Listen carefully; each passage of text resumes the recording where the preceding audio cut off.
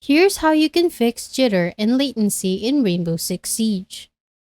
Go to your Options menu, then under General, toggle Display Performance Metrics to either Minimal or Advanced. This will display your ping and FPS in the bottom left corner of your screen.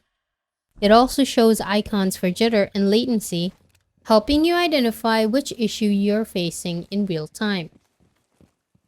Sometimes the game doesn't pick the optimal server for you, but you can manually check or lock your region in the configuration files.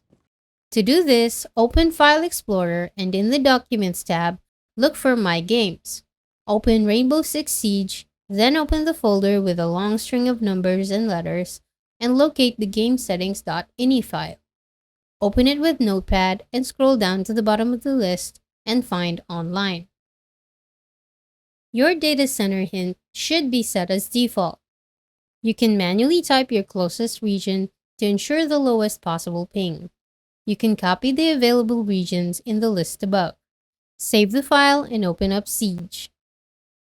High memory apps can cause stuttering that feels like lag. Use Task Manager to end unnecessary processes before you play. If this doesn't fix your ping, then you might need to flush your DNS. Search for CMD command prompt in your Windows search bar and run as administrator. Type ipconfig/flushdns and press enter. This clears old location data for servers, which can sometimes fix routing issues between you and the Ubisoft servers.